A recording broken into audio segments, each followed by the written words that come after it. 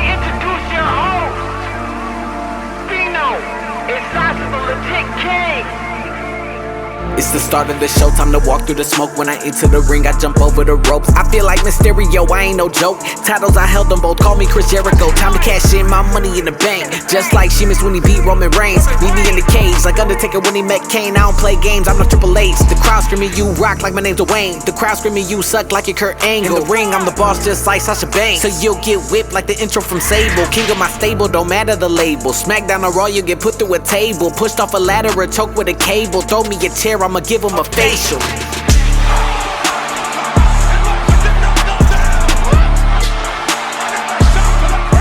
It's the start of the show, time to walk through the smoke. When I enter the ring, I jump over the ropes.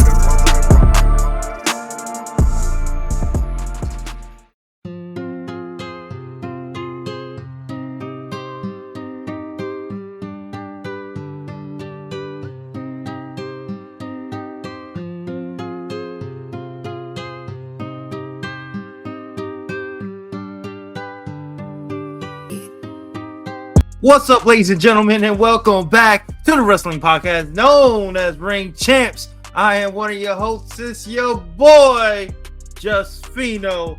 And of course, I'm here with my co-host, the one and only Sasha, the Legit King. Sasha, say what's up to the people. What's up, people? Sasha, how you doing? All right. Can't complain. Cannot complain. I can't complain either. I feel like it's been a good wrestling week. Been a pretty interesting last couple of days. Yeah, it's been definitely interesting. I want to say, I can't even say a lot more good than bad. It depends on how you look at it. Yeah, let's just say this. So we dropped our episode, on Thursday? I believe so. So we dropped the episode Thursday. This is Tuesday. So literally 4-5 days ago, I guess. I don't know. A lot has happened. Let's just say a lot has changed in the last 5 days. Usually we do episodes a little bit longer in between, but there was just so much we had to just dive in. I agree. It's almost like too much has happened for us to just be like, we really had to. Plus, I think it was, like you said, I think it was good that we waited a few days, because I feel like if we had done it right after Rumble, we would have missed. The interesting goings on. The bombs, the bombs after bombs after bombs that just happened in the last. Yeah, something like that. Oh my god! It's honestly, oh man, it's crazy. It is really crazy what happened. But you know what, man? We might have some breaking news that just happened. This is definitely breaking because I don't know what you're talking about. So Kazuchika Okada, okay? Mm-hmm. You know that name. Well, before I say that, ladies and gentlemen, this was quick shits. So let's get into quick shit number one, and that is Kazuchika Okada, just Okada, okay? Has so you know the wrestling site Pro Wrestling Tees? Yes. They have been asked to pull all merchandise of Okada. Okay. Now you might wondering, how is that breaking news? Well, usually when that happens, okay, if you know wrestling, specifically this one wrestling company, they don't allow other people to sell their shit. I get what you're saying. So there is down there. A lot of people now thinking that Okada is going to sign with the WWE, or he has signed with the WWE. And Sasha, because of that breaking news, I might have my prediction hat might be going on my head today on this episode. but I'm gonna save it for a little bit later for what I'm going to predict. But if it happens, I want you to please remember Tuesday, January 30th, 2024. I'm just gonna let you know. Note the time: 9:11 Mountain time, 11:11. 11:11 Eastern time. Gotcha. Closing my eyes and making a wish, because if this comes true, oh my God, my predictions. God, I've been on fire lately. But we'll get into all that soon. Let's get on to quick shit number 2. And let's talk about the announcer changes that are happening in WWE.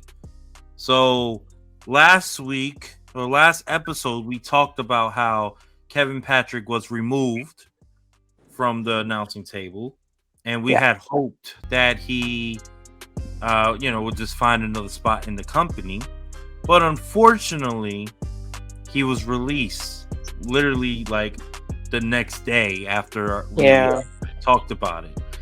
So I wish him well. I'm sure he'll find a landing spot. He did a great job with his podcast and stuff like that. So, I'm sure he'll land on his feet quite well. But because of that change, we have new announcers for both Raw and SmackDown, and they were pretty unexpected. Didn't expect this at all. So for Monday Night Raw, as we saw last night, we have Michael Cole and Pat McAfee, who is returning full time. That is very interesting, and I love it, by the way. And then on SmackDown, it seems that we're going to get Corey Graves and Wade Barrett, which is another very interesting duo that I think that's going to work wonders. But what are your thoughts on that, Sasha? I was surprised that Pat was coming back full time. He has his hand in so many different things. I mean, the regular NFL season is over, so they already got the Super Bowl set and everything. So naturally, this is the kind of time where it's kind of like, I can understand that part, but I just thought like maybe he had something else, in the works. I just wasn't sure when we'd ever like see him again full time. And then lo and behold, last night got on Instagram and saw that he's there. So I was like, oh, okay. I'm excited. I really enjoy Pat's work. I love how excited Michael Cole is to work with him. Like, I love the fact that he's always so excited. Like, when he popped up at the Rumble, you saw that genuine smile on Michael Cole's face because he knew this year that Pat was coming in, and I just love that. And they have great chemistry, and I'm super excited about that. I was a little worried though when Pat came, because I was like, what's that going to mean for Wade? Because I really liked him and Michael Cole. I thought they had a really good rapport. I was just unsure, but then I heard today that it was going to be Wade and Corey, and I'm interested to see, because I like both of them, and I'm interested to see how they're going to, kind of play off of each other, especially since Michael Cole has been primarily the play-by-play. I believe Kevin Patrick, that was supposed to be, what he was going to be doing when he was doing commentary. So I think what I heard was that Wade's going to be doing play-by-play and that Corey's going to be doing color. So, okay, that's just what I heard. I'm not, sure, but either way, I think I think it's good. I think that it's not too far of a stretch. Instead of bringing somebody else new completely in for the audience to get used to, I think those are four voices that even the most casual fan can kind of say, okay, hey, we know who this is. We trust that they know the product and everything. So I think it was a smart move and a real good get by WWE to get Pat back, because he's huge. He's so huge right now. That deal with ESPN, like I said, every time I turn on ESPN, he's on there. So, So yeah, and again, that's really cool for Pat. Like, for him to have that deal and have that exposure that he's having, you can tell that he still just very much enjoys working with WWE. They have a great relationship. So I thought that was really cool that he was able to come back. and do that. So I'm excited.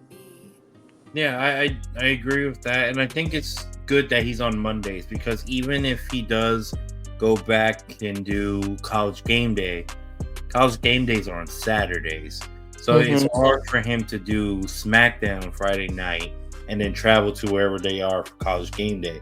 At least now, he has a day in between.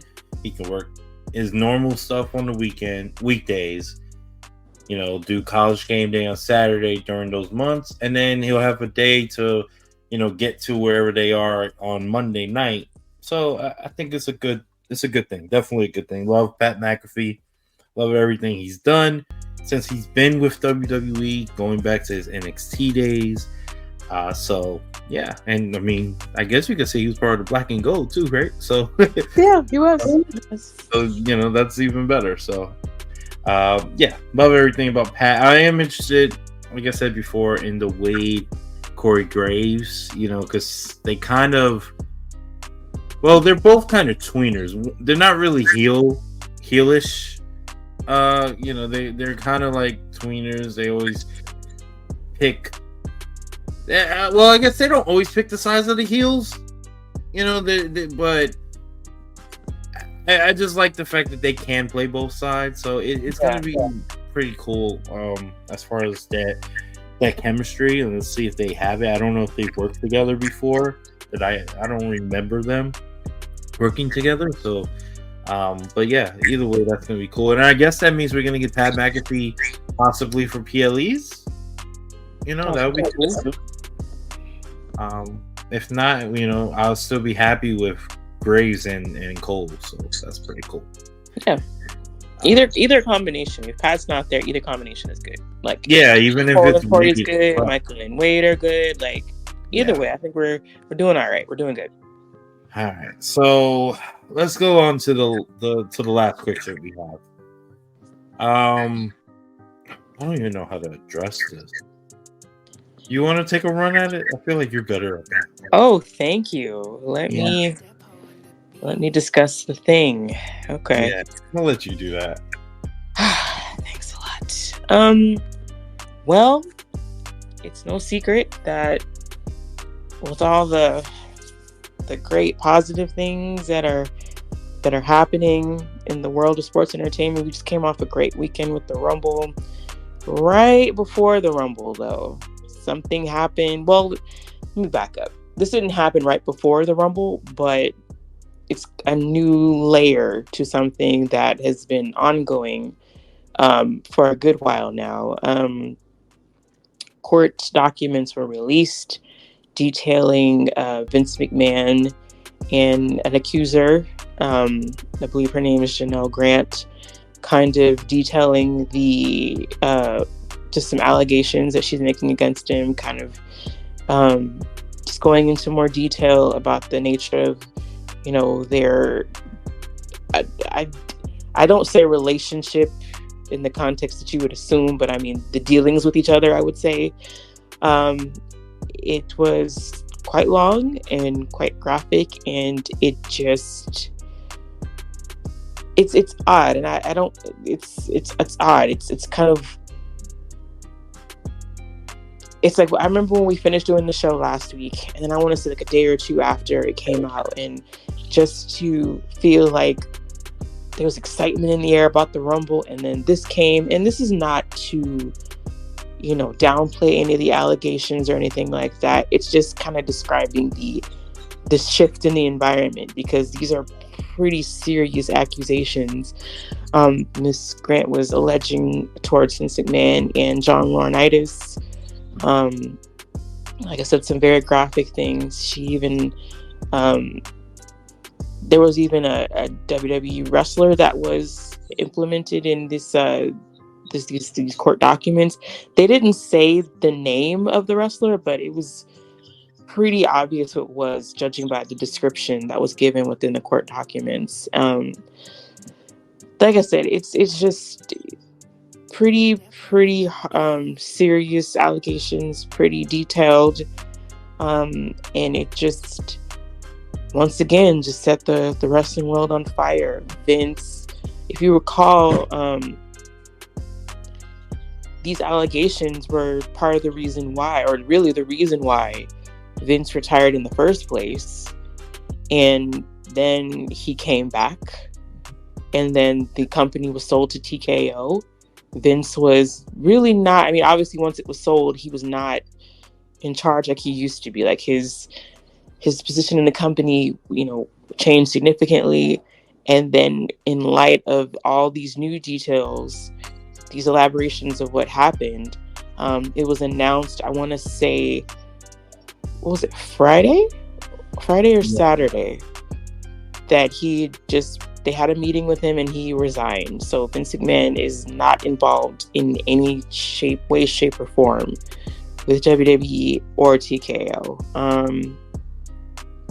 And like I said, it was a very odd feeling because you have, this is like the biggest time for wrestling fans in the WWE universe, or the wrestlers, the whole company, and to have something like this big happen, it caused a lot of polarizing reactions. People were obviously very taken aback by the detailed allegations, and it kind of just left the questions up in the air. Who knew what? Who didn't say anything? How is the company going to go forward with this? Everything like that. And especially after the Rumble, they had their press conference.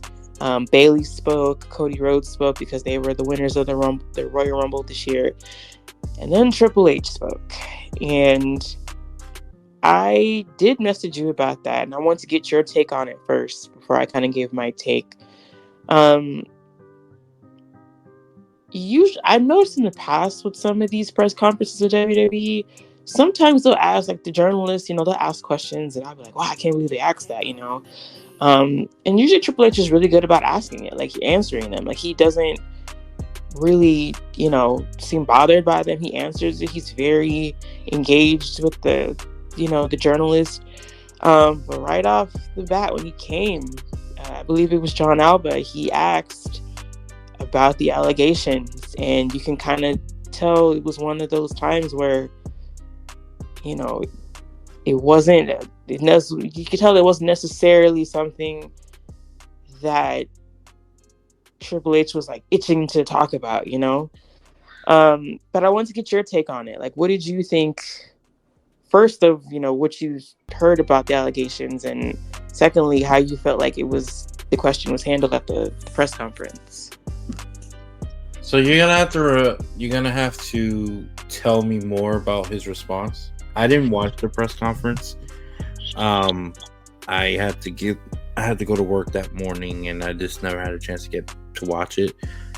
I did hear a little bit, but I don't know if you know exactly what he said.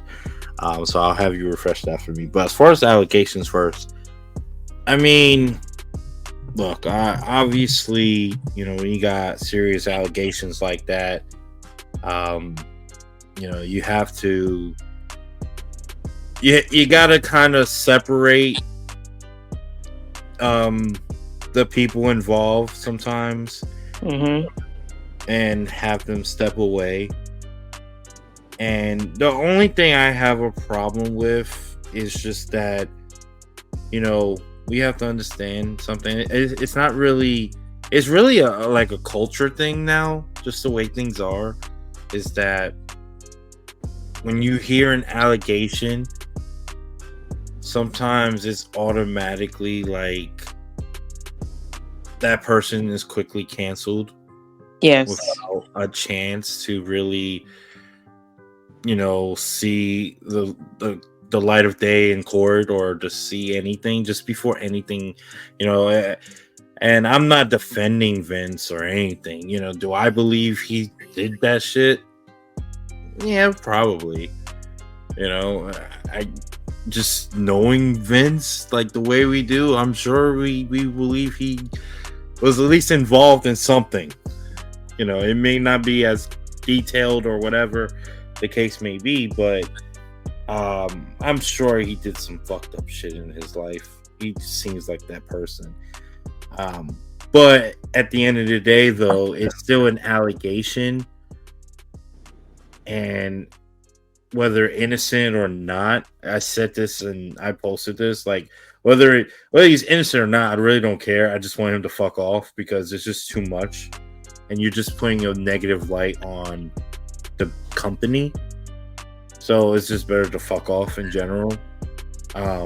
But as far as just a situation like this, I just hate the fact though that people get canceled quickly without all details.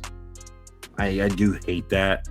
I know WWE, what they're doing, they're scrubbing him from the history books or just their crazy because it's like just think that they have to scrub the man who put it. Like that's insane. Yeah, it's I get why they're doing it, but it's just we gotta.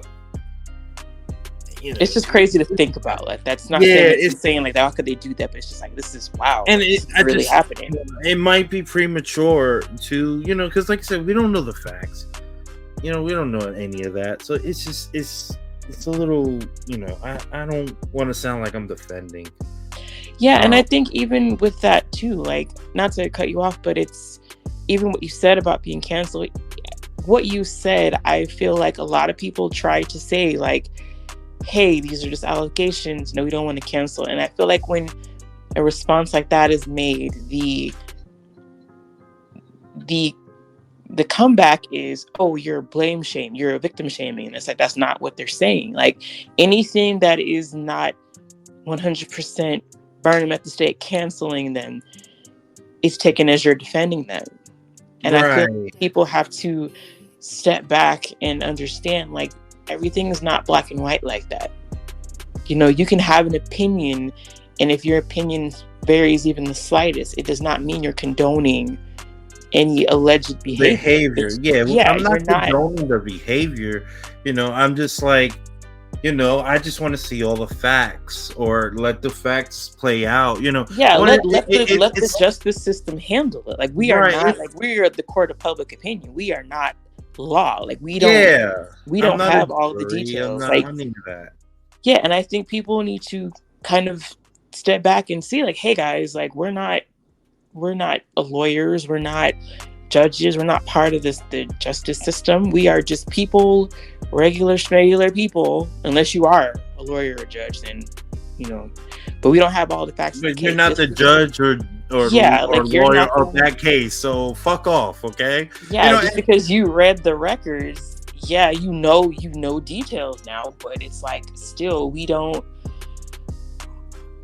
And I guess to answer your go ahead, I'm sorry. Well, no, I just wanted to say like it just reminds me like of the we had a recent case in so I love the MCU, I love the Marvel movies, so an incident recently just happened with Jonathan Majors, and that whole situation, all the facts weren't out, but he automatically got kicked out and banished and all that, and we didn't know all the details, but because there were allegations made and it made the news and stuff like that, they had to do what they had to do, and I get why they did it. There's kind of like what's that? There's in sports, it's behavior detrimental to the team, or I think that's what it's called. Mm-hmm. Even though you may be innocent, you caused a situation or are a part of a situation that makes the team look bad. And the same thing with the Marvel Jonathan Majors and stuff like that. And that's the same thing with Vince. Hey, your behavior, whether innocent or not, you're in this position. Yeah, your name got called up, and I think that's okay. I'm fine with that. Yeah, but I just would hate to say completely cancel the motherfucker out of everything. Let's erase him. Let's Chris Benoit him. When we're not sure of the facts. Benoit, we know the facts. We know that's out there. Like things proved it. I'm just saying the same thing. Let's just give him. Let's not 100% do it until everything. That's all I want to say. And it's a sensitive subject. I know people who listen may even think that I'm trying to defend them. I'm not. You know, I think he's a sick man anyway. But even I may think that, but that's just things off what I see, not really just things that I actually can pinpoint and know. That's all. So that's all I want to say. What you guys say? I mean, as far as, like I said, I don't know Vince McMahon. I've seen him on TV. I don't, especially as a woman. I think as a woman, people would think I would just. It's tough because I don't want to sound like I don't believe this young lady, but at the end of the day, like, I don't know. And I guess in my opinion, I support their truth, whatever that may be. You know, Right. I would support that the justice system handle this. I have not given any, and I don't think it's appropriate. And this is the part where I had texted you about. This all kind of links with Triple H. So what he said at the press conference was he had not read the report or the documents from the court, and he wanted to just focus on the positivity of the show that had just happened. That's what he said. Nothing wrong with that. But There's nothing wrong with that. And I don't. People were like, he could have come up with it. I think No, look. demeanor in which he said, people kind of took it as he was being dismissive of the whole thing. He should be. I'm sorry, and nah, fuck that. I'm a defend him right there. He should be dismissive. He should want nothing to do with that. Look, it's allegations, okay? And it's bad look. But you know what? Why in the hell would anyone allow anything to ruin the great moment that we're having right now? You got 30 men, 30 women. You had 6 other men in the other 2 matches put on a great night in front of 40,000 people. The biggest non-WrestleMania event as far as attendance of all time, from what I understand. I think it's on at least maybe in the US, because I don't know if that's counting the thing they had with Drew McIntyre and Roman. Clash at the Castle. Yeah. You know, they're having a hell of a night, and I'm sorry, but that just because you want to ask me some stupid question, well, not stupid, but since you're gonna ask me a question about some negative shit, I don't have to answer you. I'm gonna defend the people that were there who busted their ass to entertain you, and to talk about something that has nothing to do with them. That's stupid. So if that's the case, I'm 100% on his side. I mean, I understand. I felt a lot of people were saying like, oh, the journalists are just doing their job. Like, he needs to, and the interesting thing about that is this is probably I have to go back and look. Somebody had asked Cody Rhodes a similar question about it. And his response compared to Triple H's, they said it was better. I don't remember what he said exactly, but you know Cody Rhodes, he's a natural talker. Like, he can answer anything. Like, yeah, that guy is just great. Like, he could just talk about anything. But I think what some people, and I text you about this, I think what some people forget is, yeah, I'm reading it right now. Triple H, strip away wrestling for a minute. Like, put the wrestling hat down for a second. That's his father-in-law. That's his wife's father. Triple H has 3 daughters. Though that's their grandfather. It's not like he's just this buttoned-up shirt working for WWE and he doesn't have any stake in it outside of his paycheck. Like, he is a part of their family. And I'm like, I gotta put myself in this position real quick. Like, we just had this, like you said, record-setting night. Everything is going down, and you're asking about serious allegations about my wife's father, about my daughter's grandfather. And you want me to sit here and answer these questions or give you some kind of soundbite to use. never mind that this is a legal thing going on. So he probably was if he could say anything, it would probably have been very limited anyway, and they wouldn't have liked it. Like, I feel like no matter what he said, it wouldn't have been good enough. It was a setup question. And I'll be honest with you. I'll be honest with you. Yes, the reporter was doing his job. You know, I don't know who it was. I think you said John Shaba, or whoever the fuck. John Alba, yeah. Alba, whoever. I'm sure he was doing his job, and he probably didn't mean it to be this way. But like I said, that was a setup question, and he knew what he was asking. Like, he knew he wasn't going to get that answer. So, even though I don't think he really meant to maliciously attack Triple H with that question. As a journalist, you should know what that question could do. And even though that wasn't your intent. Right, and think about it. If the company had come before the press conference to say, hey, we're not answering questions about that, you don't think that would have got out? And the journalist would have said, well, they're not answering questions about it. They're trying to, like, no matter what. Yeah. You should just never try to set up or you should never put the interviewee in that position. And people are like, oh, it's journalistic. Like I said, I joke all the time. Like, oh, we're journalists on this show. We're two people who love wrestling and talk about it. But I felt like watching that press conference, I understand why people would be like, well, he's just asking a tough question. That's his job.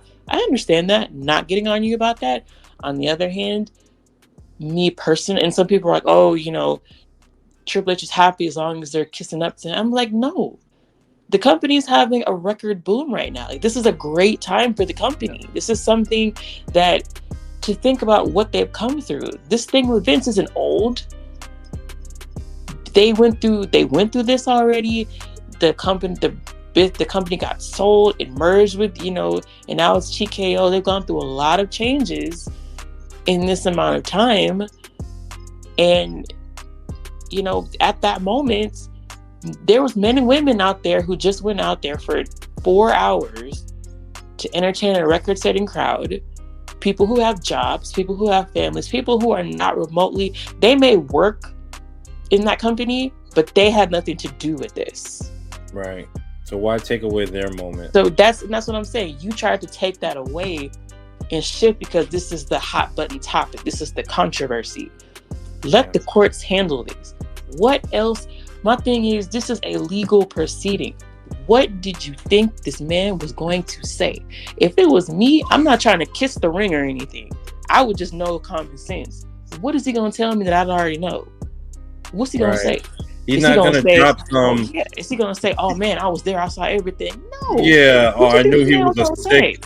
I knew he was a sick, perverted man all this time. What did you think this man was going to say about his wife's father? What did you think was going to happen? And sometimes it's like, we got to look at common sense, people. It's like and then the next day people are like, well, he should be fired. He had to know. Were you there? Were you there? You know all the secrets of your own family? You know everything. Like, you know, executives. Triple H is not the only executive there. Yeah. They want somebody to fry for this. And it's like, let the universe do what it does. Right. Let it happen the way it needs to happen. It's like, that's not our job. Me and you not gonna sit up on this podcast and they can say what they want. Oh, we this and that. I'm gonna tell you straight up, I wasn't there. I don't know Miss Man like that. I don't know Miss Grant like that. I don't know John Laurinaitis like that.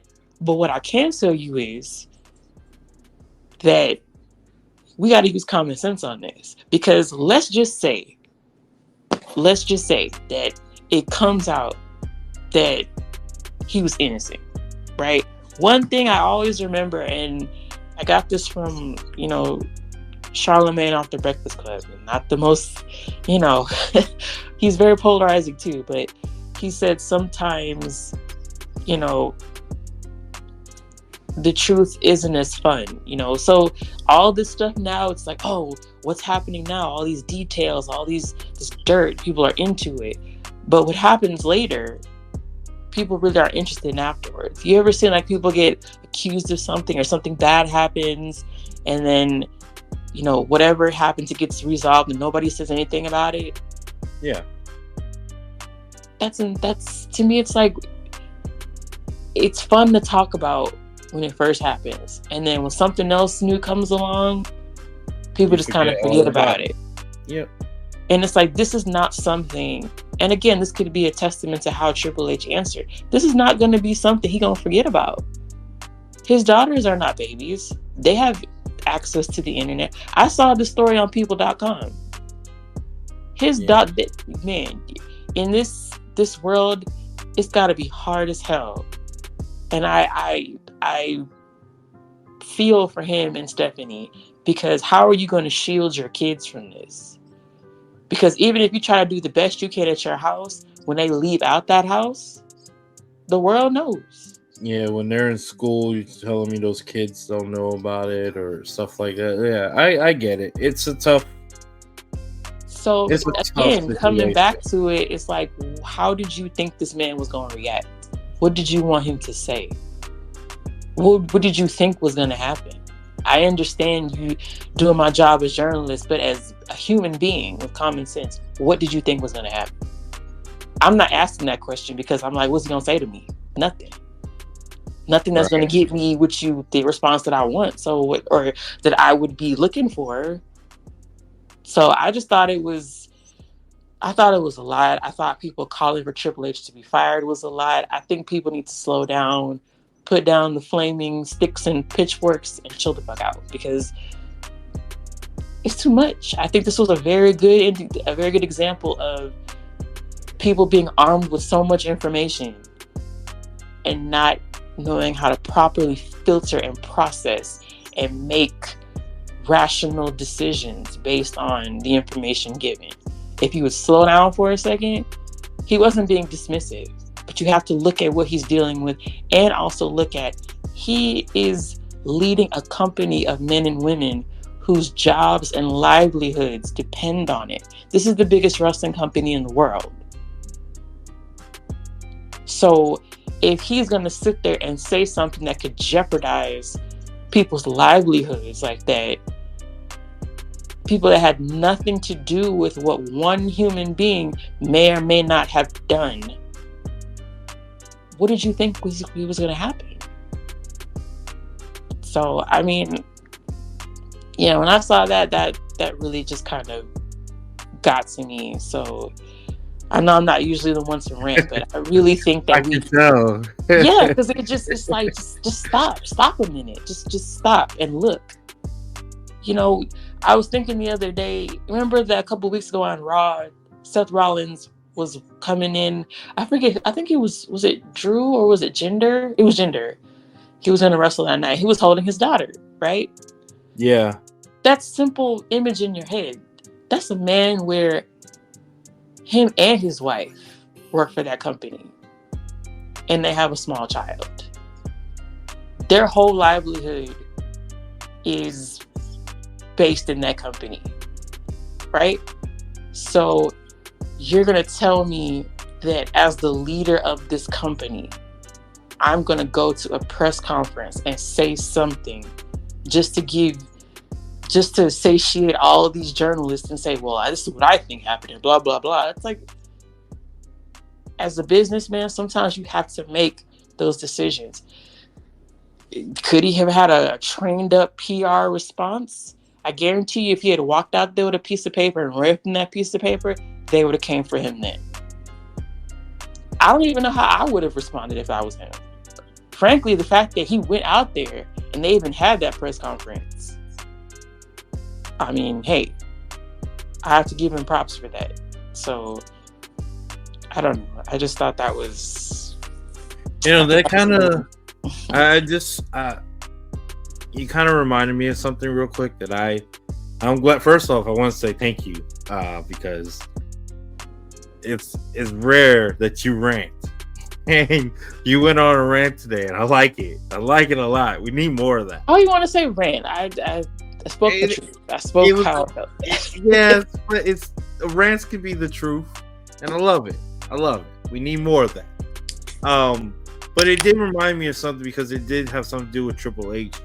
I was on Facebook and I saw a bunch of random posts by people. People were just, because of this whole situation, I saw people when people were like wishing death and shit like that, wishing death on Triple H because of this shit. People just speak without thinking. People wishing death on companies and stuff like that. And I just wanted to say, people, you guys do understand that, there's more lives at risk than just those guys. If a company falls, not only do the wrestlers all lose their job, but their families lose their, the food on their table. Yeah. The camera people, the production people, the promoters, the whoever. They employ so many people, the people, everybody, designers, the all that shit. Everything that just falls. Yeah, and you can't wish death on a company, no matter what. I've seen people wish death on AEW. I've seen people wish death on WWE. You do know that, and this is major props to AEW too, because they're the reason for this. Do you realize that we should be thanking AEW for how great WWE is doing? Believe it or not. There's that competition. Competition breeds success for the whole company, for the whole business. It caused AEW, caused TNA to step up and come back. It caused WWE to do their thing. New Japan is doing their thing. CMML, GCW, AAA, all these companies, all doing their thing because of what they did. So I gotta just stop with that bullshit, bro. Yeah, and like I said, none of what we're saying is not downplaying the allegations made by Miss Grant. None of this, because of course not. But and again, I texted you the other day. I said, hey, what doesn't come out in the wash will come out in the rinse. But that needs to be something that is dealt with by the proper people involved, right? If it does come out that so-and-so knew or so-and-so did this, let the universe do what it does. Because it's going to come out. It's going to happen. People say all the time, how could it? It's going to come out. What's done in the dark always comes out in the light. As cliche as that sounds, it's the truth, This is not an attempt to say, oh, wrestling is bigger than this. No one's saying that. But in the context of what was asked to Triple H and his response, if he's there to talk about this business, like you said, he doesn't have to say anything about it. He didn't have to. At the end of the day, this was about the men and women who went out there and put their lives on the line to entertain. Yeah. This wasn't like a Tuesday where they just had a regular roll press conference. You can ask whatever you want. It wasn't like that. Yeah. You know what? Donkey of the day to John Alba. Donkey of the day. No, I mean, and I like John Alba. He's also a podcast host. Yeah, I know what you mean. No. He deserved it for that day. He deserved it. I'm sorry, don't care. That was bad journalism right there. And I know he didn't mean it. I'm pretty sure he didn't mean it maliciously. Are we gonna pipe in Are we gonna pipe in the Hamiltons giving him the biggest hee-haw, or can we even do that? It's not even I don't know if we can. But still, I'm pretty sure he didn't mean it maliciously. I keep saying it, but it's true. Yeah, it was just a bad. People make mistakes. That was his mistake. That's all I'm gonna say. And let's just end it with that. Yeah, let's just end it with that. All right. So we talked about that, but at the end of the day, the main reason everyone was there. And we're gonna jump into our main topic right now, ladies and gentlemen. Our main topic is, of course, the Royal Rumble pay-per-view PLE that we just had. That was the reason everyone was there in attendance. Royal Rumble, 30 women, 30 men. Started off with the Women's Royal Rumble, where the winner Well, first of all, before I even announce who the winner is, obviously you guys know, but I just gotta say, Sasha, was your boy not right, or nah? I mean, were you? I mean, your boy is 4-0. Let's talk about the Women's Royal Rumble first before you start bragging on your accomplishments, okay? Okay, well, let's start with why I started off 1-0 then. So 30 women. Keep in mind, I was also 1-0 at this juncture as well. You Let's were. not lie for that. Thank you. You were. But the winner of the Women's Royal Rumble is Miss Bayley, okay, who finished off by eliminating a returning Liv Morgan, who was number 30 in the draft. Not in the draft, in the Royal Rumble. I gotta say, well, first of all, what are your thoughts on the Royal Rumble before I ask you some questions about it? What were your thoughts? I quite enjoyed the Women's Royal Rumble, actually. I enjoyed it more than the men's, actually. I really did. Okay. And before we start, talking about your accomplishments, I do want to say that your girl also had some accomplishments as well. I got 4 of the entry numbers correct.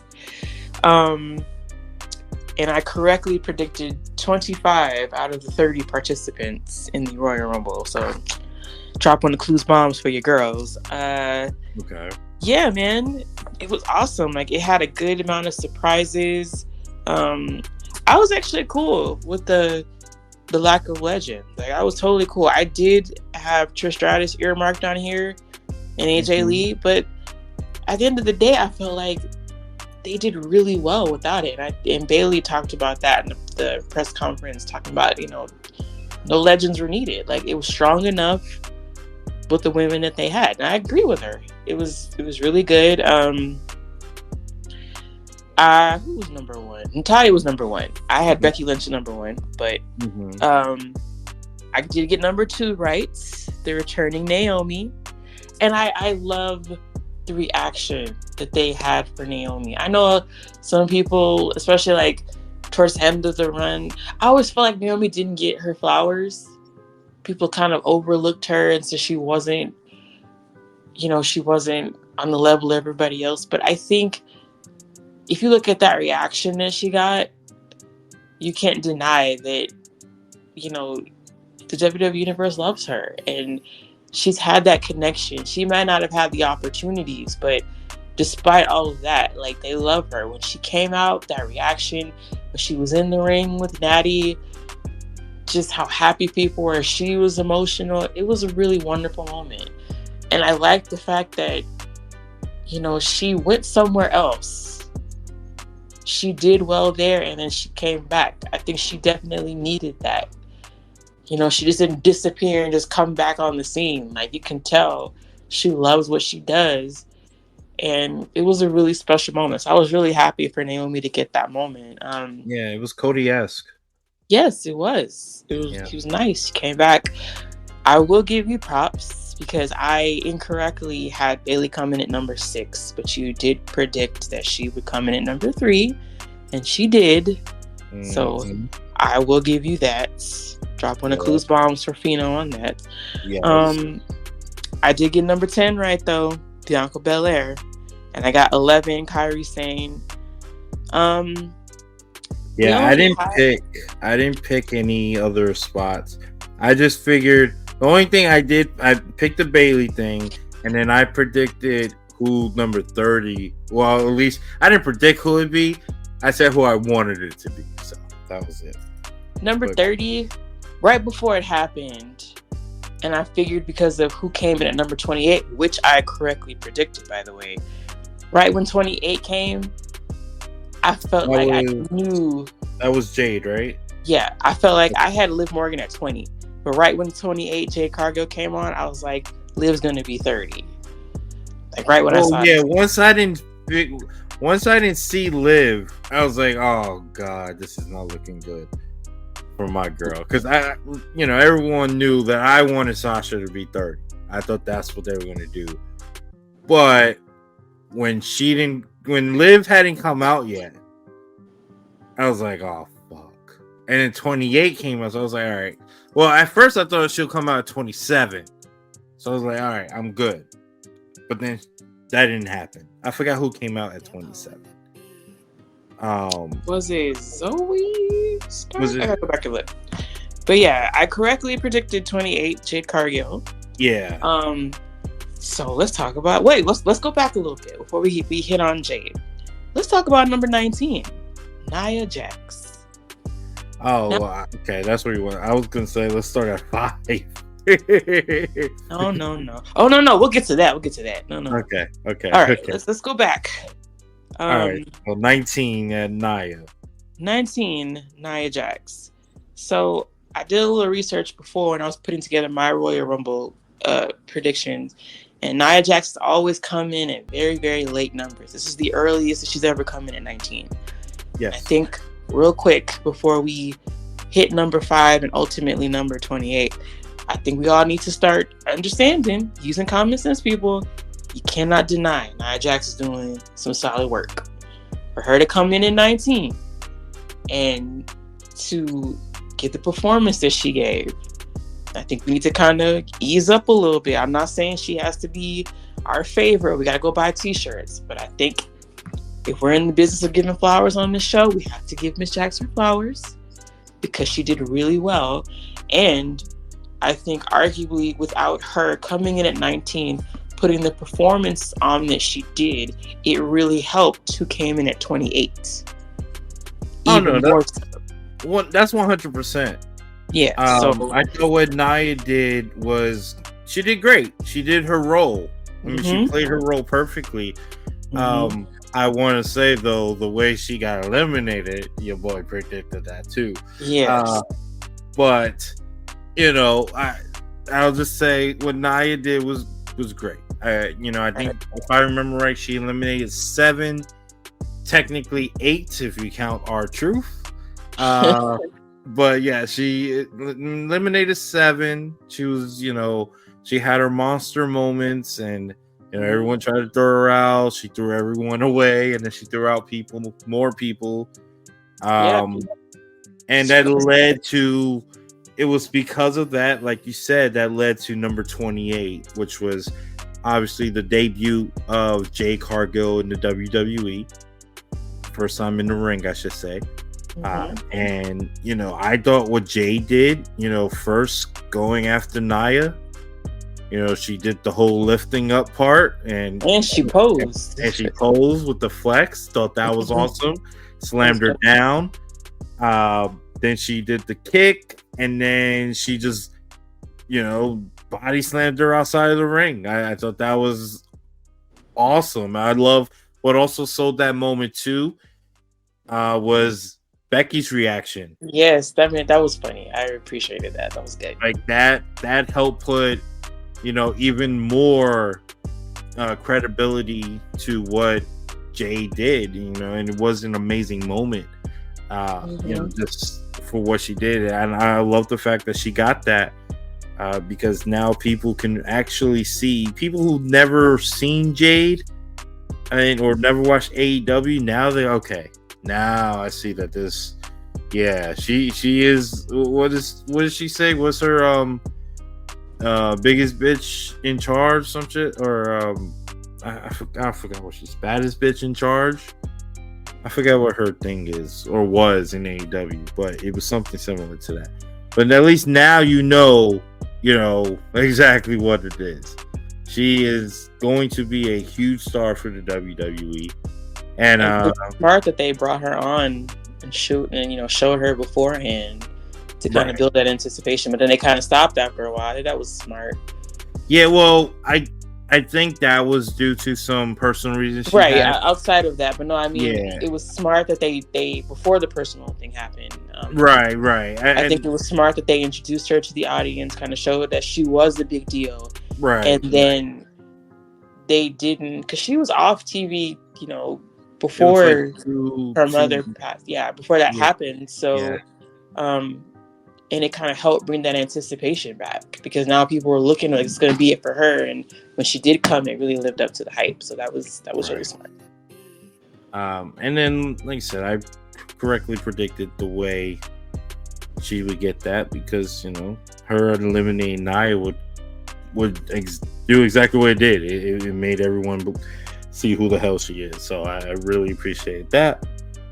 And then Michael Cole saying earlier, I think he said it earlier that evening or maybe even a couple days before, that it took 11 people to eliminate Nia last year. Yes. So they really drove that home. And then here comes this one woman who just picked her up and threw her out. So Right. No, I really love that. I don't remember who's 29. Do you know who's 29? Yes, I do remember it was 29. It was 29. It was Tippy time. Oh, that's right. That was the one thing I got wrong. I had her coming out at 18. I think I had her at 8. Okay, you had her early. Yeah. So I really love I really love seeing her there. She had some good moments as well. She definitely showed that she's gonna be a huge star in WWE. That's just a fact. So I'm not even worried about her. Speaking of NXT though, I'm not gonna say I was disappointed because I always love seeing Roxanne Perez. And I know Roxanne Perez was only there because she took Cora's spot since Cora tore her ACL, right? Mm-hmm. But I would have rather have seen, because we've seen Roxanne already in the Royal Rumble, I would have rather preferred they put Lyra, who is the current NXT champion. I wish she would have got that spot instead of Roxanne, even though I love Roxanne. But we've seen Lyra on Monday Night Raw, in the crowd, especially during that time when Becky was the NXT champion. But we never got to see her in action on Raw. So a lot of the main roster fans have never seen her. And I thought at the Royal Rumble, that would have been a better position to see her because they've already seen Roxanne. I thought that would have been just perfect to see Lyra. So I was a little disappointed by that. And then as far as the Legends thing, I did they need it? No. But I'm sorry. A legend always still boosts the Royal Rumble. It helps helps elevate the idea of what the Royal Rumble really is. And yes, it is just the winner goes to the main event of WrestleMania or the face of champion at WrestleMania, but it's really the fact that anybody can win. So I would have loved to see a legend here. I don't even care who it was. Just something. I mean, I'm cool with. I'm cool with them not having it. Like I said, the only legend that I had just 2 was Trish and AJ. Because if you think about it, like a lot. I think if you think about it, they may not have had as many Royal Rumbles as the men, but they've had a lot of people come back. Because you remember the first one, they had a lot of people come back, and it's just, I don't know. I felt like it was fine, especially if anything, I just feel maybe not legend then, but more. I wanted maybe more another surprise or two because Jade, I think, was obvious. Liv was obvious. I wasn't surprised by seeing them. I wanted Naomi come back too. I mean, Naomi, we knew, even though technically it was a surprise, but we knew. I wanted someone else. So we got number 5. So let's go ahead and jump to number 5. Wait, hold on before we get to number 5, because we're gonna have to circle back and talk about the other big thing that happened with 28. But before we get to number 5, go ahead. I want to give a quick shout out to another unsung hero of the Women's Royal Rumble. Can we talk about Chelsea Green, my girl Chelsea Green? Because Chelsea, I love Chelsea Green. I don't care. That girl is so funny. She played her part so well. When she kept getting, she really kind of those in between numbers when people are just gearing up to see who's coming out next, and this like she really kind of helped that going. Like I said, I really like her, and I really hope that she continues to get exposure like that, because I really enjoy it. Her and Piper work well together. You can even tell like it's good for her and Piper to work together, because Piper's starting to really come out of her shell and show more character. So I just want to give a shout out to her, and even Kyrie sang in that crazy almost say. Fuck, I thought she was gonna make it work, but it was still cool in the moment. It was still cool. But yeah, just wanted to give a quick shout out to Chelsea Green. Okay, now we can talk about number 5. Oh, well then, number 5 we had the current TNA Knockouts champion, and that is Jordynne Grace, who I thought was probably, besides Bayley and Nia, and I guess Jay too.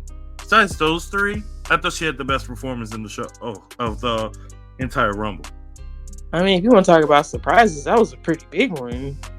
It was. I kind of like that over a Legend, to be honest with you, because it's cool. Like it's yet another company. I kind of thought that. I did prefer. Yeah, I get that. I did want some more people though. I just felt like, I don't know. I just felt like there wasn't enough surprises in the Rumbles this week. But I think just my opinion, I think sometimes we put too much stock and we want these surprises, we want this and this and that. It's like, I still feel like it was a pretty damn good Rumble, and it wasn't. I'm not taking away from. I thought the Rumbles were great. Though both of them were great. I just want, when I look at the Royal Rumble, though, I always want. The best part about it for me is just like the surprises.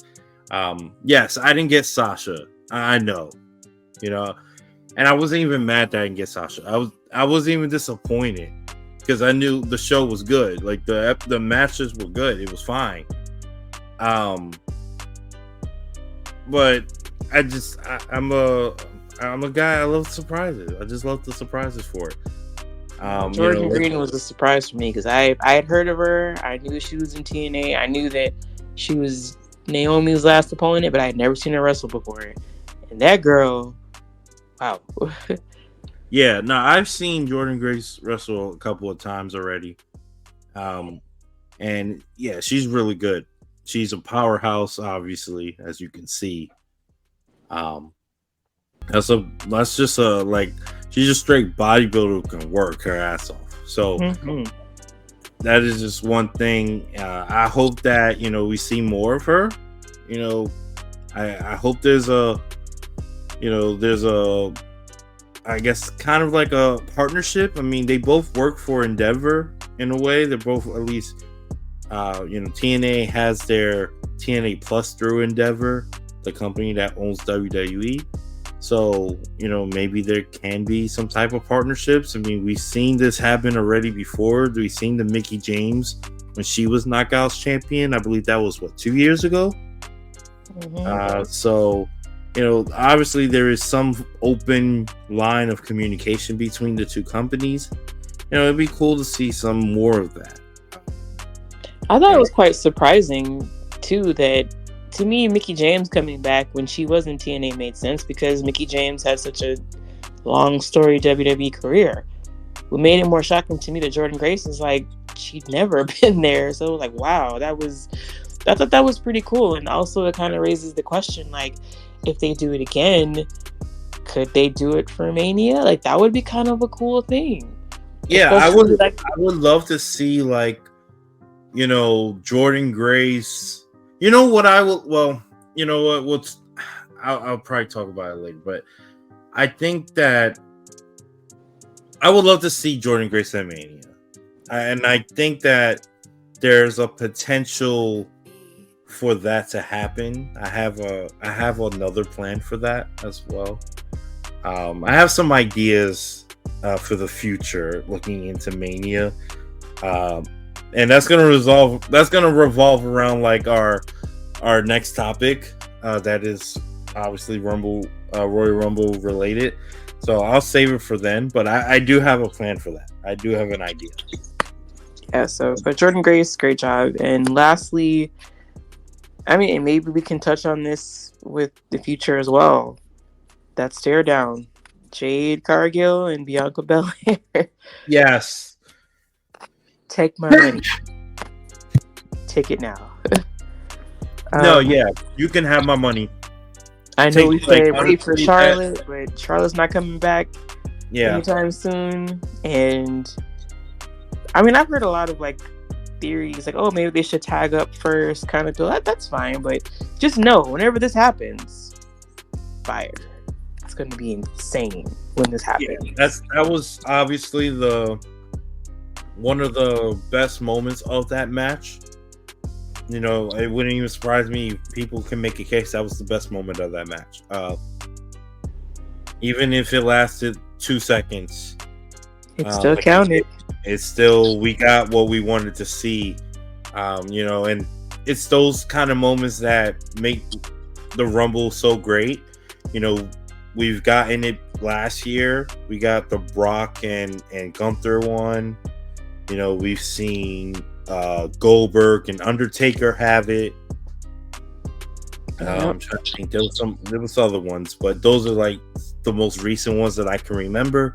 So it's things like that that make the Rumble special. So yes, if that's, you know, potentially the plan for this year, well, we got 2 months to find out. But yeah, that's going to be a great matchup whenever it happens, for sure. Yep. They're going to have to come with it, like I said last show, because y'all saw what happened in those 2 seconds they looked at each other. It's going to be straight fire, so we'll see. Yeah, overall, I enjoyed the Women's Royal Rumble a little bit more than the men's, but it was great. I enjoyed it. So coming up next, we'll just go in order of the show. It was the Fatal 4-Way. LA Knight versus AJ Styles versus Randy Orton versus, you want to say it? Oh, the reigning, defending, undisputed WWE Universal Heavyweight Champion, Roman Reigns. Yes. Naturally, because we're not fools around here, nobody bid against Roman Reigns. Even though Michael Cole took time out of his life to list every kind of match that Roman has been in the nearly 3,000-year reign of Roman Reigns, still, that was not enough to convince Fino and I to bet against him, and we were right. So, we're both, 2-0 at this juncture? Yes, definitely. It was pretty much exactly what I expected it to be. I really don't have any other opinion of it. It was a fine match. I knew Roman wasn't winning. I thought it was a great match. He was winning, so. Yeah, I thought it was a great match. That's all. I mean, honestly, that was nothing really else to add. It was a great match. And I am just happy that Roman won because of what he did, not because of the interference of someone else. He didn't lose because of interference, but he won because of what he did. So I am happy about that. Pretty standard stuff. Next up, we had Kevin Owens versus Logan Paul. Again, we both picked Logan Paul. Yeah. I'll take the DQ. I don't care. Whatever. Yeah, that was a little surprising because we very rarely have big matches like that. And with DQs. So even the interference with Grayson Waller and Austin Theory, not completely surprising. Yeah, pretty standard stuff. I like that KO got a featured match. That was good, and he's working hurt too. Like he's hurt and he's been working. So yeah, I hope he gets a little time to. I love that finish too. I love the finish. It shows that the referees are not idiots. So yeah, and it was like I said, it was different. It was surprising because, like I said, I don't remember the last time a big match like that or a marquee match like that ended in disqualification like that, and especially the way it did. Like you said, it did show the referee was actually was paying attention. So that was pretty good. Yeah, I think the last one I remember was maybe Roman Seth. I guess it's the last one I remember. Yeah. Yeah. That was like 2 Rumbles ago. So. Yep. So now we've got to the main event, which is the men's Royal Rumble. And before we dive into that, like, what were your thoughts about how that was? I thought the Rumble was good. That was really good. If anything, I guess I thought the women's one was better because I thought the women's actually had surprises. There really wasn't any surprises in the men's one. Actually, now that I think about it, I think it was the men's match that really had no surprises. I'm trying to think. There was one. So I mean, it wasn't like a surprise. I mean, we kind of had an idea, but Andrade, one or two of them, yeah. Andrade, like I knew Andrade was coming back. I knew Sammy was coming back. I mean, Pat being in the match was a little different, but yeah, I guess the Pat thing, but I mean that was really hilarious. Wasn't, you know. Yeah, that I think that was made though because everyone's reporting it was Braun. Braun Breaker was, I had Braun in the match anyway. I didn't know he took the spot of Brock Lesnar, which is apparently the reports going around. Mm-hmm. I'll be honest with you, I think it was Pat McAfee who took the spot of Brock Lesnar, but that's just my personal thoughts. I have no confirmations of that, never asked. I'm just going with it. It does make sense why people are saying it's Braun, but especially what he did. But I really believe that was supposed to. I think they threw in Pat McAfee for the Rumble because they had to fill in for Brock not being there. That's just basically what I believe, and I'm sticking with it. I'll never know unless somebody comes out and says it. But I don't know. Yeah. So other than that, but I thought the match was great. I thought, speaking of Braun, I thought Braun had a great performance. Yeah. I think the one thing about Braun, and I love the way he does this. When he runs the ropes, it's so scary, man. But it's good scary. Like, I know when he hits something, he's gonna fuck them up. So I love Braun. I really do. He's gotten better.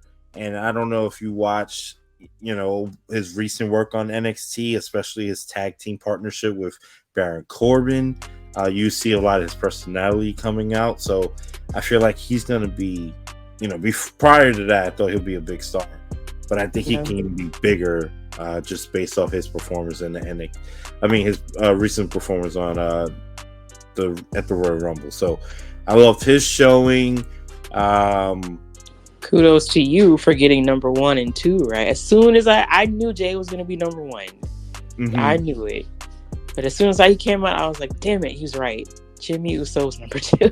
My only mistake was I had it flipped. I had Jimmy number 1 and Jay coming out at 2. I thought that's what it would be. But either way, at the end of the day, I got the brothers right, like you said. Yeah, I had Jay at number 1 because I just imagined him doing his entrance. Because, they get that time to do their entrance when they're number 1 and 2. So that's why I thought I had Jay at number 1. It just made sense. Like, to get everybody hyped up, he would be the only one that makes sense. So they were number 1 and 2. I do wonder how their alleged match at Mania is going to be. Definitely people were like, "Oh, whoa, that's interesting that they're in the ring." I just wonder with 2 months to go, well, yeah, 2.5, 3 months left to go, how they're gonna continue to build Jimmy and Jay up. But that was a cool little interaction. I think that was one disappointment. I hate to say disappointment, but that was one thing I would have fixed is the way they got eliminated. Like, I wanted them to be involved in each other's elimination. Yeah, to kind of push the story a little bit more. Right. I'm trying to think who eliminated Jimmy. I think it was Braun who. Braun eliminated Jimmy and Gunther eliminated Jay. Jay, right. So the only thing I can see is, well, I don't know. I guess I'll save it. I gotta save it. I wish they had just built that a little bit more, because if that's going to be something that you're building towards, the Rumble's a very good opportunity. But right. We talked about Andrade at number 4. Really happy he's back. I almost didn't watching it back. It was hard for me to hear the El Idolo in the beginning. So I I heard the Andrades, but I didn't hear. I didn't hear that. I was Later. expecting his old music, and I was like, "Oh, what is that?" And then when I saw his name, I was like, "Oh, okay." So that kind of was kind of odd, but no, I'm happy that he's back. Big fan of Andrade. We talked about. It was cool that Carmelo Hayes, his first Rumble, he's good. Overall, I thought it was pretty cool. Up until then, I was 3-0 until it happened. So. Well, I just want to say real quick, I can confirm that the fans really love Shinsuke. I had a friend at that show, and they told me they were just singing that song the entire time he was out there. So they really love Shinsuke. I thought that was really awesome. But no, yes, until the end, yes, you were on a good roll. Yeah. But at the end of the day, the American Nightmare brought a faithful end to your streak and kept mine alive. Thanks. I said it, Cody Rhodes, like, it's not what I wanted, but I knew it would happen because it's the only way it makes sense for him to face Roman Reigns. I kept thinking over in my head, how else can you get him to face Roman? Everyone was saying Elimination Chamber, but he's on a different brand, and it's not like Nick Aldis and Adam Pearce are in a working relationship that they're like, hey, yeah, here, you can have him for this match. Like, it doesn't make sense. Nothing makes sense. The only way was to have him win back-to-back Royal Rumbles, and that's why I went with it.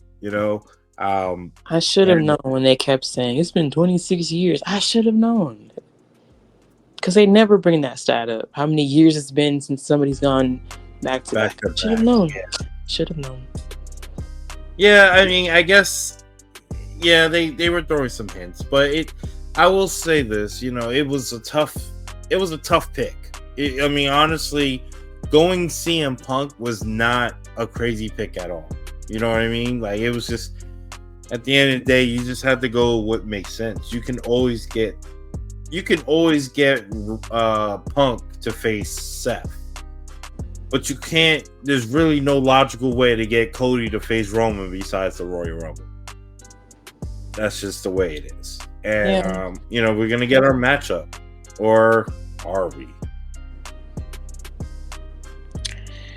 Well, we shall see. I mean, Roman was in the little box, and he was pointing to Roman. He was. And even with Seth trying to convince him. And I think he said at the presser too, like, I think he said, like, the only one that would make sense is Roman. Like, I have to go back and look at it, but I think he did say, like, hey, I'm going after Roman. Like, it. Oh, yeah, he basically said it. I don't care what anyone. He said it without saying a word. He pointed. He didn't point at the sign. He pointed at Roman. Right. Yeah, so that's just, we know that's the match. That's the main event of WrestleMania. Before we get on to the next thing, because obviously this is all connected together. Before we move on, though, what would you rate Royal Rumble, the whole PLE as a whole? I'll give it an 8. Okay, I agree with that. I kind of felt like, no disrespect to Kayla and Logan Paul, I wasn't like overly excited about that, especially since I figured Logan Paul was going to win. And like I said, no matter what they tried to say to try to convince us that this was Roman's, unlikely of him retaining, like, it's been 3 years. Like, you can't. No, that wasn't going to work. And right. I like AJ Styles and I like Randy Orton, and I have no problem with LA Knight. He's not my favorite, but I have no problem with him. But it just seemed like, okay, that PLE to me was just about men and women Royal Rumble. That's what I was going in there for, and I wasn't disappointed. I know some changes had to happen due to some things that we had to reference earlier, but I don't really feel like the match suffered because of it. Like I said, I just wish that they were a little bit more being done to build some of the other stories, like we talked about Jay and Jimmy. I do feel like if Brock was there, that would have been another opportunity to build him and Gunther. But overall, I really enjoyed both matches. Like, really enjoyed them. And I think that really kind of helped push it to an 8 for me. Yeah, no, I agree. I gave it an 8 as well. Would have gave it a 9 though, or higher. Would have been if Sasha had shown up. Yes, we know. Or Okada or MJF. Like, excuse me. If any of those three names had showed up, that would have made it a 9 or 10, easily. But other than that, you know, I thought it was a good show. Both Royal Rumble matches were good. And the mid card matches were good as well. So overall, good show. Yep. So sorry, I got a cough. Let's go on to the last topic, because this topic, you know, obviously derives from the Royal Rumble, specifically the men's Royal Rumble, and I guess it's gonna also lead to, you know, our future as far as WrestleMania. You know, so during the men's Royal Rumble, the last two participants in there was Cody, Rhodes, and CM Punk. And I'm not exactly sure if it was during their two battles, them two battling, or did it happen earlier in the match. But unfortunately, CM Punk suffered a torn triceps, which is going to keep him out for 4 to 6 weeks, meaning he is going to miss WrestleMania. I believe it's 4 to 6 months. I'm sorry, I said weeks. I'm sorry, months. Yes, 4 to 6 months. I'm sorry. And that's going to keep him out of Mania, ending his dreams of, you know, main eventing WrestleMania. So Sasha, this has caused I would say a black hole, a giant black hole, or just a big. I don't even know how to describe it. It's just, I don't know what the fuck is gonna happen at WrestleMania now. I have no idea, because entering WrestleMania, we know for sure we have, and this is just based on, you know, our common sense as wrestling fans, okay? We know we got Cody and Roman.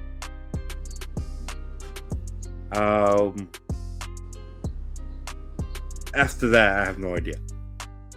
Yeah. Usually I have an idea, and I told our WrestleMania, my WrestleMania plans. I announced that earlier, a couple of episodes ago. But, you know, I'm thinking, I'm like, oh shit. I was not expecting a CM Punk injury, even though, I mean, I guess with history, you probably should have expected it, but I have no idea what to think now. Hey, I think that makes it fun. We don't know.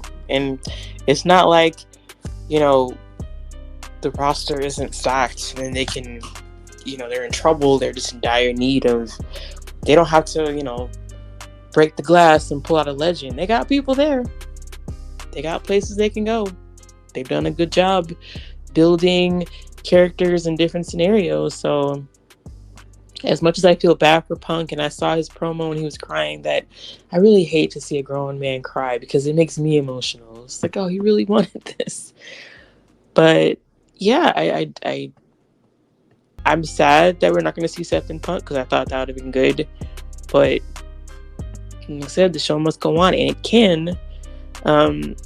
I guess now it's like, Seth, I mean, is Seth going to be able to perform? He's still hurt. I know he said he's going to push it and try to make it, but I mean, I don't know. I know the title has to be defended at WrestleMania. Like, that's going to have to happen. But now it's like, both competitors in this match are hurt. So do you try to put somebody else in that spot, like a Drew who's been killing it and who is just a man. What he said to Punk about he prayed for this man's downfall and it happened. Sheesh. Man. Or do you have Priest cash in on Seth? There's so many things. So many ways you can go. Do you have Gunther since Brock is not there, or Brock may not be there? Or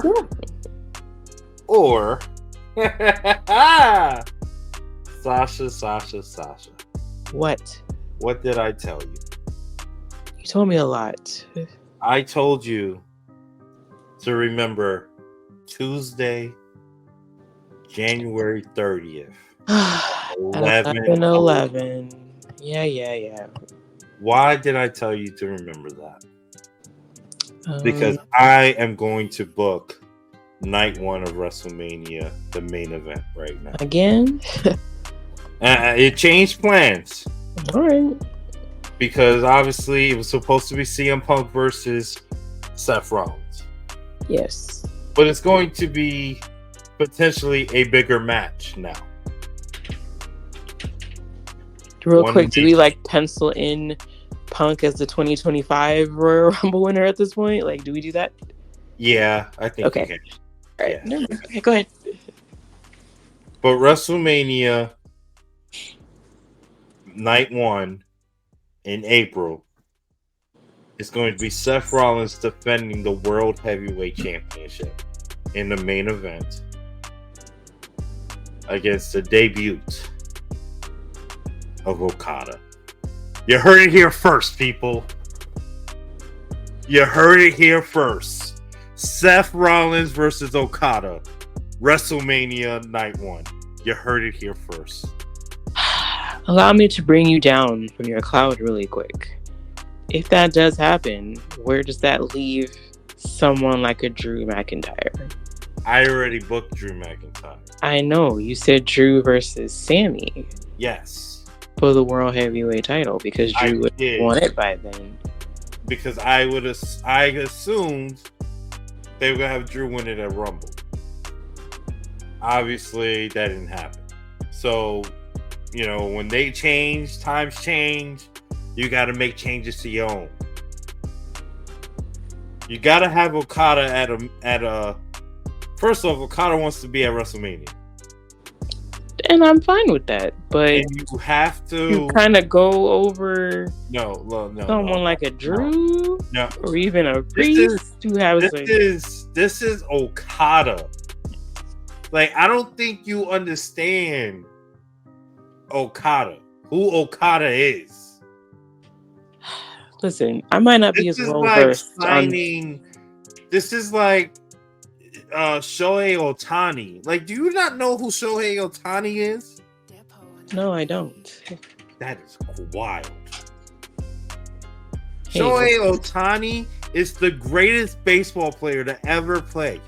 Oh, I don't watch baseball, so that's why I don't know who that is. You don't even have to watch baseball to know his name. Okay. Where have you been? Hey, I'm learning something new. This is what we do on this show. The more you know. Okay, he's the greatest baseball player to ever live. I feel like I've heard a lot of other people get that distinction, but all right, go ahead. Go off. He's better than them. Okay. Okada is that level when it comes to professional wrestling. And that's great, but he does not start in NXT, Sasha. Okay, I will give you that. He doesn't have to start in NXT. He doesn't had that conversation already. But to have him come in main event, I get that. Okay, but let's take off our hardcore fan hat for a minute. It's not about that. And put on our business caps. No, business-wise, put it on. Business-wise, you captured the world. If it was just a match akin to what Seth had with Cody 2 years ago when Seth was not champion, I would give you that. I'd say, okay, Seth, Okada, WrestleMania, cool. For the championship, I can't do it. I can't give it to you. I can't. Nope. You have to give Seth the main event. And I'm fine with that. And I'll I'm give gonna tell Seth the you main why event, you but I'm have not. I can't give you Okada and Seth. I can't do it. You can't put Seth and you can't put Seth and Drew. I know, because we've seen it already. I get it. We've seen it already. We can't put Seth and Gunther. Now you're probably saying why? Because you can't have Gunther be the Intercontinental Champion and fight for the World Heavyweight title. Why not? That's happened. Wait a minute. Why not? Because if memory serves me correctly, why you can't? Why? Because the person who beats Gunther is going to be a superstar. That means that person is going to be one of your new next faces. Let me ask you this. Is it preposterous to think that if it is Seth and Gunther, let's say Gunther wins, right? Is it preposterous for him to say, I am going to concentrate on being champion? Yes. And I'm going to just... But I mean, think about it. It would be blasphemous because a man of Gunther's status would never say that. Gunther would never say, "Oh, I've already had this title. I've already done enough, and nobody can beat me." No, Gunther would never do that. Wait a minute. So what's the difference between him doing that and before you say it's because she got moved up or whatever? Think about what Asuka had to do when she gave up the NXT Women's title. Nobody was ready for Asuka. Nobody was, because nobody beat her. Yeah, because she literally beat everybody already. Okay. Gunther hasn't beaten everybody. Everybody that's challenged him. And he broke a record. You know what's crazy? So I'm changing my WrestleMania plans because of what they did in the Rumble. At the Royal Rumble, we're not going to see Jimmy and Jay. As much as I wanted to. I actually had them being the opening match of WrestleMania. So you think it's going to be Jay and Gunther? I think Jay beats Gunther for the Intercontinental title. I love Jey Uso, but I don't think that's going to happen. I love Jey Uso. Jay's going to get his first title at WrestleMania by defeating Gunther. That's what I believe is going to happen. That is, they've been building up to it for the very longest. They've kept them apart. They've teased it. The only way, there's only 2 matches for Gunther at WrestleMania. And I'm going to say it right now. It's either Jay or, this may shock you, it's either Jey Uso or he's going to defend the Intercontinental Heavyweight Championship against Big E. Mark my words. Just don't see Big E coming back. I love him to death. I think they did this feud for a reason. I think they've been doing the New Day feud for a reason. Perhaps. I could see that. And I think it's going to be Gunther versus either Big E or they're going to have Jey Uso be the person to help the New Day. You know what would have been nice? What would have been nice is if Gunther was able to wrestle Brock, but I still would have had Gunther win anyway. Like, I didn't have Brock beating him. No, I agree. Gunther would have beat Brock. But you know who I think could be the person that could do it? I mean, I understand Jay and I understand Big E, but let's just say it was Brock and Gunther at WrestleMania. Brock doesn't win, blah, blah, blah. Gunther continues on. Yeah. You know what would have been poetic justice? If Pete Dunne had beat Gunther, because Gunther was the one that beat Pete Dunne for the NXT UK title after he had that long streak as well. Because remember that match that they had? Was it Chicago? Yes. Or was it? Okay. All right. Yes. That would have been nice, especially since they're really trying to establish Pete Dunne again. I know it would have to happen down the line, maybe like a SummerSlam or something like that. Right. No, I get what you're saying. That would have been. By the way, Gunther's only 22 days from today, 21 now. 21 days from becoming the all-time Intercontinental Champ holder for combined days, by the way. Oh, okay. And he's done that in one run. Okay, cool. But yeah, I thought that would be pretty poetic because then it's like if he beats Brock, then it's like that's a big deal. Yeah. And then that'll even kind of solidify whoever beats him then. But I mean, I wouldn't be mad if they did Gunther and Seth.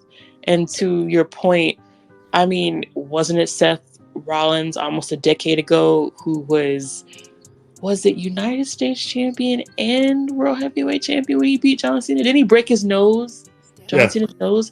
So I mean, it's a nice little callback if they were to do that. But I think they want the Intercontinental title defended separately. And to get that happen, they've done it before. Just putting it out there. They've done it before, but I think you lose a match when you can make two separate great matches. Like why just. And another thing, like, I feel bad because in that the only good thing about it, though, I will say this: the only good thing about the Punk injury, and I know there's really nothing good, but the only kind of positive thing you can take out of it, I guess is the way to say it, is that I guess it opens the door for Bayley and Io to main event. But they got to do a lot more work to get that to be main event status. Are you sure that's going to main event though? Especially if they did Jade and Bianca though, like I don't know. She won the Royal Rumble, so and the way they're saying it, the winner of the Royal Rumble is main event. But Rhea Ripley won the Royal Rumble last year. She did not main event. But they didn't call it like that the way they did it this year. They like kind of purposely said it. More than they said last year. They said it more about you get a title shot. This time they said main event. I'll have to go back and look at that, but I would have a hard time. Or if you're going to, don't put Jade and Bianca on that night. Whatever you do, but then it's like, what night do you put it on? Do you start? I still think, and I'm gonna stick with it until I'm proven wrong. I still think we're getting Bayley. Sorry. I still think we're getting Bayley versus Io, and we're getting Naomi and Sasha versus the Kabuki Warriors. And You're really still holding out for Sasha, aren't you? I don't think she's coming back. I'm not telling now, anyway. You, that is, it makes logical sense for her to. After thinking about it, it made no sense for her to show up at the Royal Rumble. Are you sure this is just not you being able to let this go? It means to me that she's showing up later. Are you sure? I think she shows up on the road to WrestleMania. Okay. Like I said, until she shows up in AEW, there's always hope. But I feel like even if she shows up in AEW, you're still gonna kind of hold on to hope. It was a mirage, guys. I'm just gonna say, she ends up in AEW, then hey, it is what it is. What's good about it though? If she shows up at AEW, I'm gonna see her because she's more than likely gonna show up at Revolution, and I'm gonna be there. When is Revolution anyway? That is going to be March 3rd. Oh, so that's coming up. Well, in that case, if she doesn't show up, I think a good idea maybe would be to have, and you probably already have a plan for Jordynne Grace, but I thought it'd be kind of cool to run back Naomi and Jordynne Grace, especially since that was her last match in TNA, and they know each other fairly well. I thought that'd be kind of a cool thing. That would be cool. Or, because they don't have a match for Bianca. That's assuming they don't do Bianca and Jade, yes. Well, assuming they don't, because I just don't think they will. I think they're gonna save that for next year for WrestleMania and on Netflix. Which, by the way, we may have this totally wrong, and when I say we, it may be me. I was gonna say, what do I? Because I may have confused the language of of how PLEs are done. I don't know if I haven't confirmed this, but the way I keep reading it in different ways. I don't know if PLEs are going to Netflix. I thought they and said all everything the was old. going to Netflix. So from what I understand, and my uncle, shout out to my uncle because he's the one that pointed this out to me. It's outside of the US, everything is going to Netflix. But inside the US, I believe everything is still going to stay on Peacock until the end of 2025 or the beginning of 2026, something like that. Because I think their contract is still there. So PLEs may still be on Peacock. But I haven't yet confirmed it because every time I've read it, it just sounds confusing. I wish they can like actually like break it down better, but it looks like it looks like just Monday Night Raw is going WWE Raw because we don't know if it's going to be on Monday. WWE Raw is going to be on Netflix in the US. Well, So I guess we'll have to stay tuned for that. Because then that also changes some shit too, by the way. Well, in a way, it could at least. It could change some things. We're not sure. And then also, I don't know if you know this, but Monday Night Raw currently does not have a home from September to the end of the year. So, the contract with USA actually ends at the end of September. So from October to January, WWE currently, at least for Monday Night Raw, currently does not have a home. So I don't know how the fuck we're gonna be watching Monday Night Raw. Might have to go on YouTube or something for that. But that was just another info. Well, either way, I am officially. I know you are the one who really has WrestleMania booked up, but I don't know. No, I did, and everything just got screwed up with all these injuries and all these allegations. Everything just fucked everything up. I don't know what's going on. My mind's all the more reason for us to sit back and enjoy it. Let's just have at it, y'all. That is true. At the end of the day, I just want to have a great show, no matter what. I believe we will get that. But I just want to be right, man. I want to get my picks right. Let it go, my friend. Let's just enjoy it. All we've right. We've had our moments, but now, God forbid anything else happens. Let's just hope the road to WrestleMania is a little bit more smoother. Get well Punk, get well Seth. Yeah, get well both of them for sure.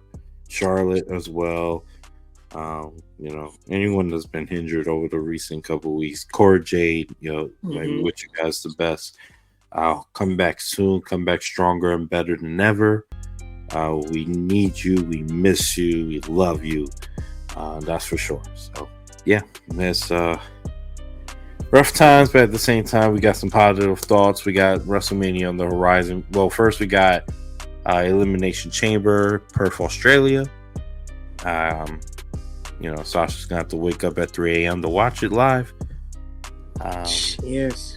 So, wish her well on doing that. I'll be up at 5 a.m. watching it live. So, it's gonna be a very, very interesting couple of weeks. Speaking of upcoming shows too, I just want to give a shout out. We got the NXT Vengeance Day coming up this Sunday. So, make sure you guys check that out. That's going to be headlined by Trick Williams fighting Ilya Dragunov for the NXT Championship.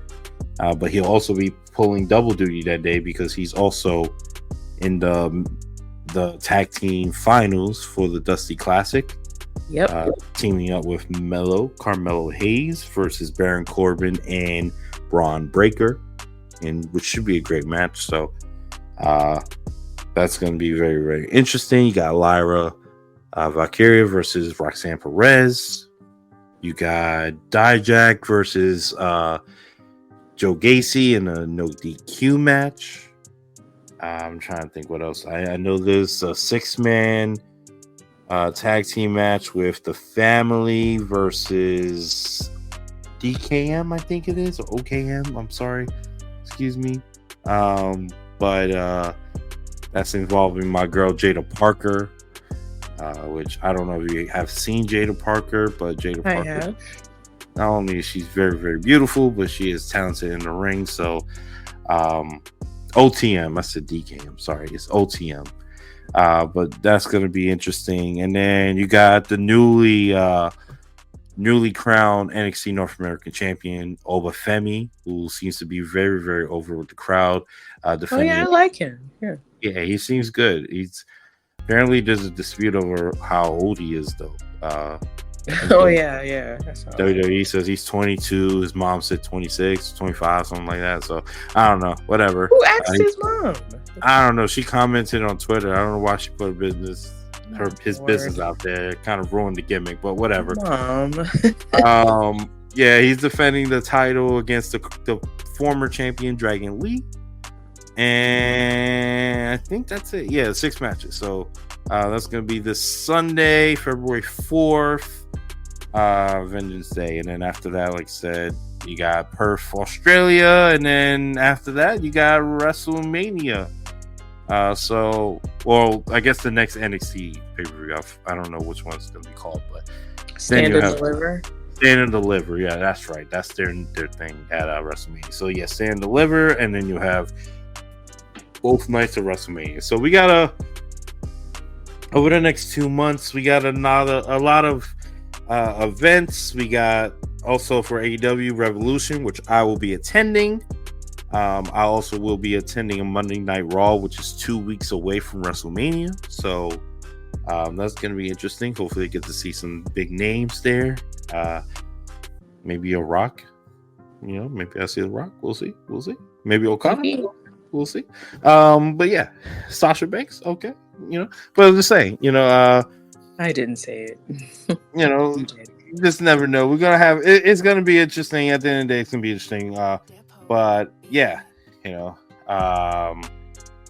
just guys, this is. I want to just thank you guys all for listening, because this is what is this now, Sasha? This is episode 21, so we're the big 21. We can drink now. Yes. And so we can.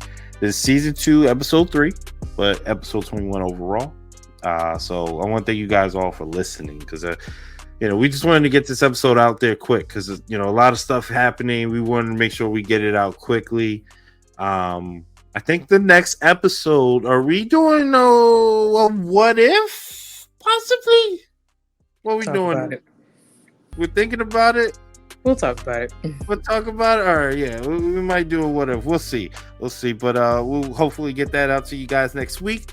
But other than that, guys, just remember you can listen to us on Spotify, Apple Podcasts. We're also on YouTube, so check us out. Like, subscribe, follow, all that good stuff. Other than that, Sasha, before we get out of here, you got any last words for the people? No, guys, have a great week. And let's just keep enjoying the product. Have fun. All right, guys. Thank you guys for listening once again. We love you. And other than that, man, we out of here. Peace. Adios. Yeet.